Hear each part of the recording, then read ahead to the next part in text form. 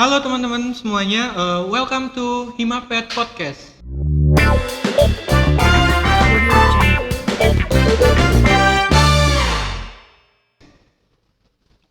Pertama-tama di sini gue bakal perkenalan diri dulu. Gue Fikri Alfian Rahman dari Peternakan 2018. Rasanya siang-siang gini seger banget nih teman-teman, ditemenin sama Es dan juga di sini dengan pemateri yang seger nih teman-teman. Halo Mbak Kadek. Halo Fikri. Coba dong Mbak, kenalin diri Mbak untuk teman-teman di rumah. Oke, sebelumnya selamat siang. Perkenalkan, saya Nika De Aryani, semester 8, jurusan Peternakan Fakultas Pertanian Universitas Lampung. Ya, perlu diketahui juga Mbak Kadek ini adalah bendahara umum pada periode 2019 dan 2020. Periode 19-20. Jadi di sini kita akan berbincang terkait podcast episode pertama kita, yaitu tentang keorganisasian. Jadi di sini kita bakalan berbincang dengan Mbak Kadek yang banyak lah istilahnya pengalaman keorganisasiannya. Jadi Mbak Kadek ini pernah ikut apa aja sih? Organisasi apa aja yang pernah Mbak Kadek ikutin? Oke, yang pertama dari maba dulu ya. Dari maba saya mengikuti BEMU, yaitu sebagai staf PPW Pergerakan Pemberdayaan Wanita 2018-2020, 2018-2019, 2019-2020. Kemudian di Himapet menjadi bendahara umum 2019-2020. Kemudian di UKM Hindu menjadi anggota Seni dan Olahraga 2018-2019. Di KMHDI menjadi kader dari 2018 sampai 2020. Kemudian di Giat Buku menjadi wakil sekretaris PSDM 2020. Kemudian saat ini sedang mengikuti PPA Poultrypreneur Academy yang diselenggarakan oleh ILA. Ya.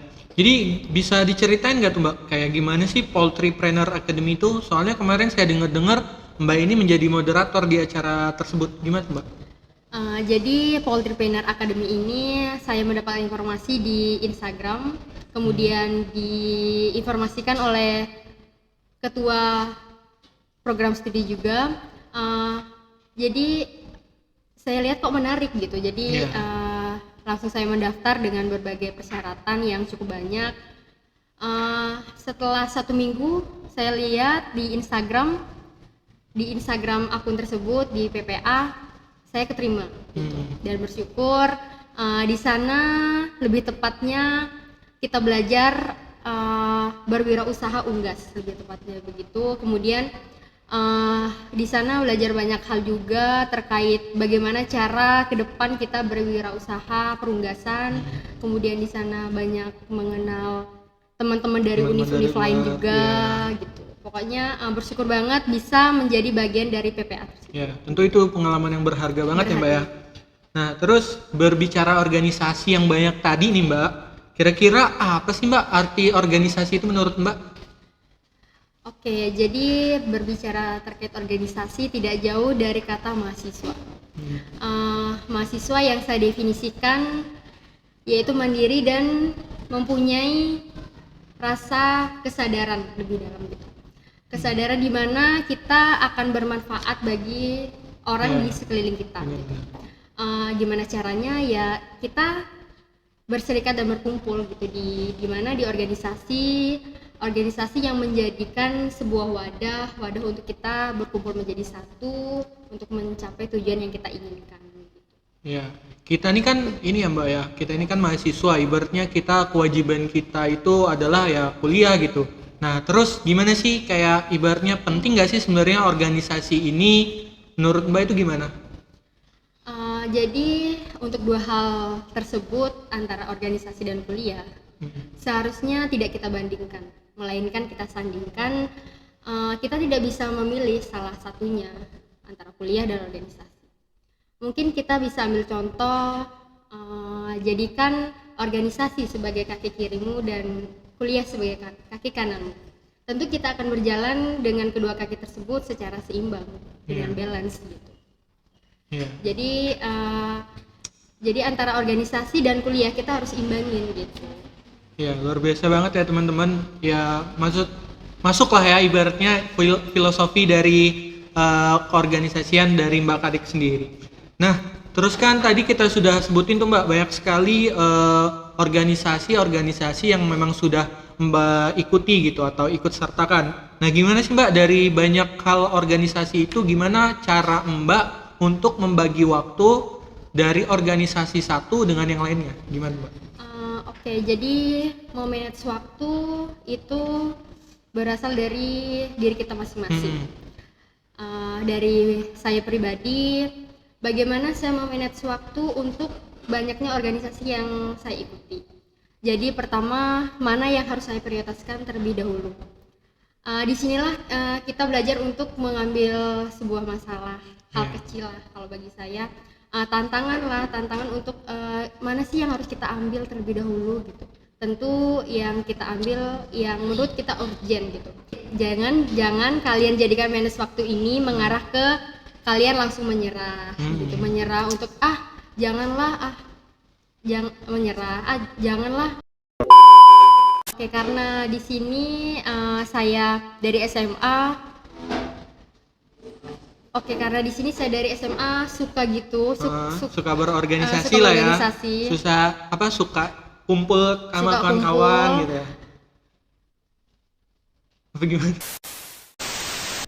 Oke, yang membuat saya suka berorganisasi karena pertama yang namanya organisasi kita belajar bagaimana kita mengembangkan diri kita gitu. Dan kita mengenal banyak teman, terus bagaimana cara yang paling utama manage waktu itu benar. Yang tadi kemudian bagaimana cara kita diajarkan menjadi seorang pemimpin gitu, seorang pemimpin mempunyai jiwa leadership, merangkul teman-teman, seperti itu, bekerja sama. Benar, karena intinya poin organisasi adalah kerjasama sih ya Mbak ya. Nah, berbicara tentang organisasi, gimana sih Mbak cara Mbak prioritaskan gitu? Ibaratnya kan ada nih, pasti bakalan adalah jadwal yang bertabrakan kayak dari organisasi satu dengan organisasi yang lain gitu. Gimana sih Mbak cara Mbak memprioritaskan dari acara-acara dari tiap-tiap organisasi itu gimana? Oke, jadi lagi-lagi balik lagi ke diri kita masing-masing, bagaimana kita menyikapi situasi tersebut. Waktu itu memang saya pernah bertabrakan gitu. Cuman saya memilih mana yang urgent, mana yang terpenting terlebih dahulu, dan yang keduanya bisa saya ambil nanti atau setelahnya saya mengambil organisasi yang pertama. Ya, kalau misalkan kita berbicara Himapet nih, Himapet ada acara dan terus ada organisasi lain ada acara juga. Kira-kira Mbak bakal prioritasin yang mana tuh? Tentu saya prioritaskan terlebih dahulu rumah sendiri karena di rumah sendiri karena di rumah sendirilah yang harus saya perbaiki terlebih dahulu, harus mendapat pengalaman yang lebih di rumah sendiri seperti itu. Ya, karena dimanapun kalian berorganisasi tetaplah kalian harus perbaiki rumah kalian dulu ya Mbak. Betul sekali. Ya. Terus gimana sih ini bakal ada kayak misalkan ya contoh masalahnya ada teman Mbak itu yang ikut dalam keorganisasian, misal kita ambil lah dia ikut Himapet, terus dia itu all out banget, ibaratnya bagus lah kinerja dia selama dia di Himapet. Cuma di kuliahnya dia ini agak kurang gitu, ibaratnya males karena kan terlalu banyak waktu yang dikeluarkan di organisasi sehingganya kuliahnya ini terlena. Gimana sih Mbak kalau menurut pandangan Mbak, dan gimana gitu cara Mbak untuk menyikapi teman-teman yang kayak gitu? Oke, ini situasi yang sering saya temui ya. Jadi balik lagi ke diri kalian masing-masing untuk memandang situasi ini gitu. Jadi memang betul organisasi penting kita ikuti, namun kita harus memikirkan tujuan yang pertama kita kuliah gitu, yang nantinya kita akan mendapat nilai-nilai yang mengantarkan kita ke depan meja dunia kerja gitu. jadi menghadapi situasi teman-teman yang memang nyaman mungkin kasarnya dibilang toksik karena kuliah, memang toksik karena organisasi, mungkin saya pernah memberikan arahan, motivasi untuk menyeimbangi antara kuliah dan organisasi. Ibaratnya teman-teman hal yang kayak gitu harus tetap dirangkul lah ya Mbak ya. Betul, untuk betul. dalam kuliahnya. Jadi biar kita juga, apalagi biasanya kan kalau di Himapit ini kan kita bakalan seangkatan atau sama adik-adiknya gitu kan. Ibaratnya kita harus sukses ya, sukses bareng gitu ya Mbak ya. Kayak gimana untuk Mbak mengatasi, jadi kan tadi kan Mbak kan sebagai bendahara umum tuh, dan menurut saya kan bendahara umum itu ribet banget tuh ya, ngurus-ngurus duit segala macem. Mbak pernah nggak sih ngerasa jenuh, dan terus gimana sih cara Mbak itu menyikapi hal-hal jenuh itu, gimana Mbak? Oke, jadi pernah berada di titik jenuh. Gimana tuh bagaimana sensitifnya ngurus uang dan uang yang sensitif gitu. Cuman menurut saya pribadi inilah passion saya gitu. Jadi organisasi yang kita ikutin mungkin lebih mengarah ke passion diri sendiri. Karena titik jenuh itu memang sering memang sering kita rasakan. Cuman kalau misalkan kita terpaku lah ya ibaratnya sama kejenuhan itu. Jadi pilihlah organisasi yang menurut kalian passion kalian sendiri. Jadi sedikit nanti yang kalian rasakanlah titik jenuh seperti itu. Iya. Berbicara dengan organisasi nih ya, tentu kita banyak sekali bertemu dengan orang-orang dengan watak yang berbeda-beda, terus kultur yang berbeda-beda. Terus gimana sih Mbak, kayak misalkan Mbak itu bertemu dengan orang-orang yang menurut Mbak itu berbeda lah dengan diri Mbak itu. Itu gimana sih, kan kayak kita dalam berargumentasi segala macam itu gimana Mbak? Oke, mungkin di sini sering sekali mendapat situasi yang seperti itu. Cuma mengarahnya setiap orang berhak berbicara. Cuman semua orang berhak berbicara gitu. Semua orang berhak berbicara, terus mengeluarkan pendapatnya. Jadi mungkin lebih menghargai bagaimana mereka berpendapat, bagaimana mereka mengeluarkan argumennya seperti itu. Sebenarnya kalau kita berorganisasi kita harus menghargai orang lain dan jangan baper lah ya gitu ya Mbak. Betul sekali.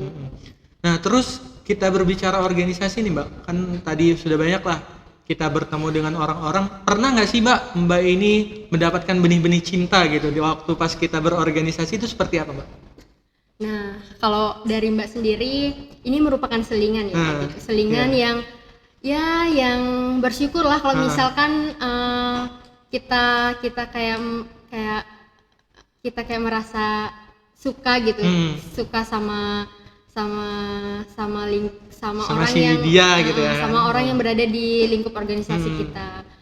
Cinlok lah ya kalau cinlok, benar-benar. Kalau peternakan breeding gitu. Mungkin ya pernah gitu. Senangnya ya kalau misalnya orang yang kita suka juga sama kita gitulah ya. Sedikit banyaknya sih. Iya. Dan apakah hal-hal kayak gitu bisa nggak Mbak ngilangin kejenuhan kayak tadi? Jadi kan kayak misalkan kita jenuh nih organisasi karena kita ada hal-hal yang berbau dengan cinta, jadi kita semangat gitu. Jadi menurut Mbak nih hal-hal kayak gitu bagus nggak sih Mbak atau gimana menurut Mbak? Kalau pengalaman yang Mbak rasakan itu sebenarnya ya jadi semangat kita berorganisasi dalam jadi semangat kita berorganisasi gitu. Cuma kalau misalkan yang seperti zaman sekarang yang biasa dibilang bucin itu sebenarnya toksik menurut Mbak, karena jadinya kita tidak fokus sama organisasi gitu. Kita fokusnya sama bucin dan bucin begitu. Tapi buat kalian ya jangan mengarah ke cinta-cinta. Iya. Kita harus profesional lah ya ibaratnya, dimana kita ibaratnya organisasi ini tempat kita kerja ya. Kita harus all out lah ya di itu, jangan bawa-bawa cinta di situ kan. Kecuali emang ya di luar itulah ya boleh. Itu kayak Mbak ya. Nah, kalau menurut Mbak nih lebih bagus mahasiswa kupu-kupu atau kura-kura? Mbak tahu kan ya kura-kura seperti gimana? Oke, tahu. Menurut Mbak pribadi jelas lebih bagus mahasiswa yang kura-kura, kuliah rapat. Karena kuliah ini kita seperti membeli situasi gitu. Situasi yang mendorong kita buat belajar, mendorong kita buat berdiskusi, mendorong kita mencari relasi, mendorong kita buat melatih soft skill gitu. Jadi jangan jadikan kuliah dan organisasi ini beban gitu. Iya. Jangan jadikan kuliah dan organisasi ini beban. Balik lagi kita seimbangin kuliah dan organisasi ini gitu.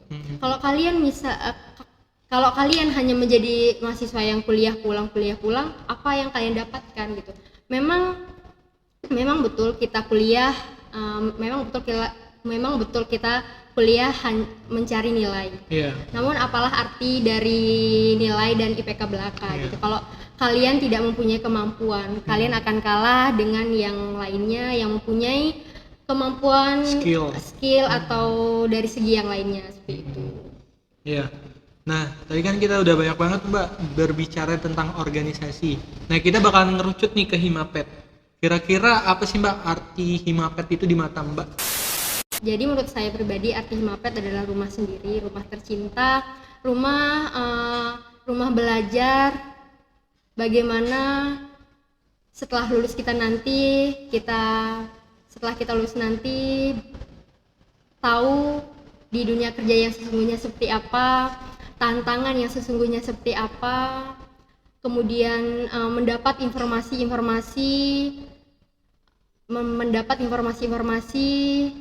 nantinya yang bakal menjadi bekal hidup, bekal selesai kuliah nanti.